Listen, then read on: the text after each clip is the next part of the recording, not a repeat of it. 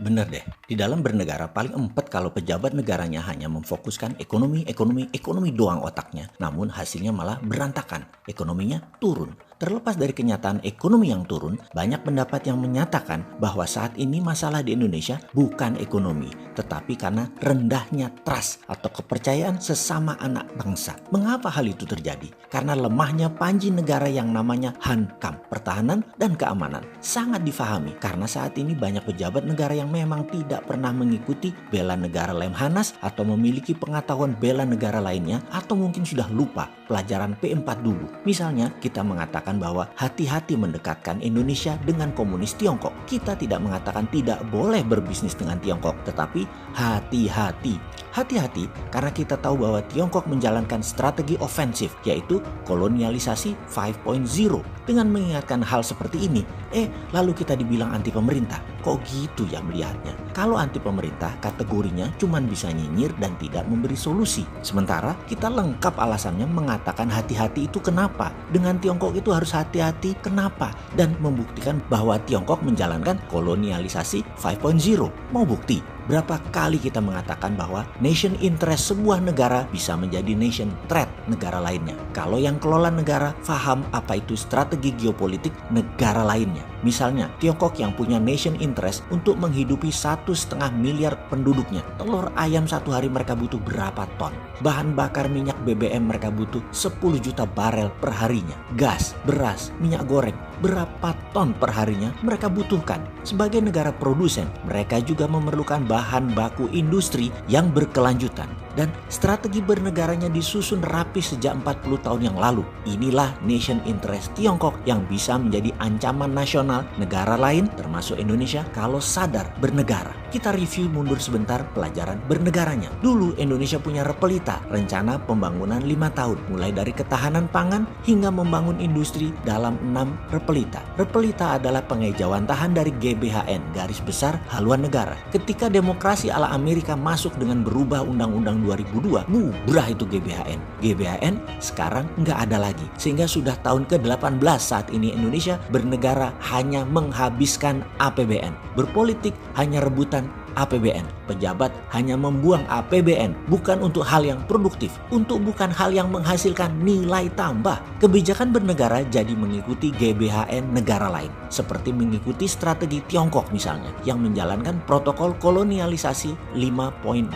Kita buktikan, kita mengingatkan strategi close loop-nya turis Tiongkok di Bali. Pertama, beli hotel penginapan mulai dari kelas melati sampai bintang 5. Lalu beli restoran, lalu beli toko oleh-oleh, lalu atur biro perjalanan di Bali dengan kendaraan bis, penterjemah, lalu bekerja sama dengan beberapa toko, kafe, dan restoran untuk menerima pembayaran. Ketika pesawat mendarat di Bali, para turis tersebut dijemput bis, dibawa ke hotel milik mereka, lalu makan di resto milik mereka, lalu menonton tari kecak ke tempat wisata, balik lagi makan di resto lain lagi milik mereka juga. Terus berhari-hari begitu, kemudian pulangnya beli oleh-oleh di toko mereka, sampai balik ke pesawat lagi, semua dikawal dengan ketat. Apa yang Bali dapat? Tidak lebih 20% dari fulus Tiongkok ditambah tokai dan kencingnya Tiongkok tadi di Bali. Uang semua menggunakan Alipay, WeChat Pay, dan uang digital e-renminbi, apapun itu, muter semua di dalam sistem keuangan Tiongkok. Itulah salah satu bukti kolonialisasi 5.0. Mau kita teruskan lagi.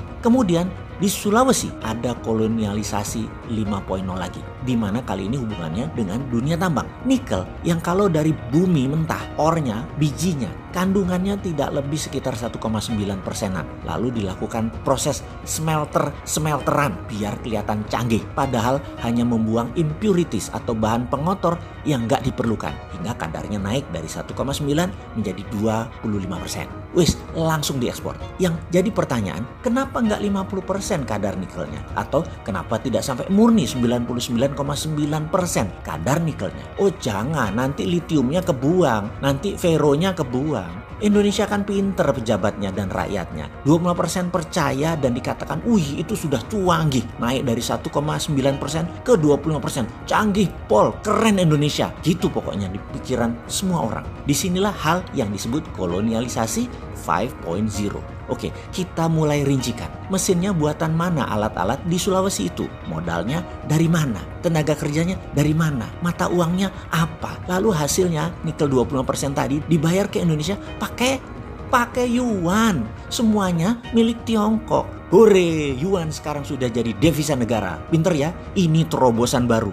Yuan jadi devisa negara. Hebat. Bener deh. Kalau saya nih Menteri Keuangan, tidak sudi saya dibayar yuan. Kalau dibayar dolar gimana? Nggak sudi juga. Saya minta dibayar pakai emas. Gila aja sekalian. Tetapi ini bentuk lain dari cara nyindir. Karena banyak yang akan berpikir, kalau dibayar pakai emas, emasnya tadi tetap utuh. Karena bisa jadi underlaying cetak rupiah. Lalu ada lagi yang nanya, lah kalau emas nanti kalau kita mau beli impor minyak BBM dari Timur Tengah, mereka minta dibayar dolar. Kita nggak punya dolar, bagaimana?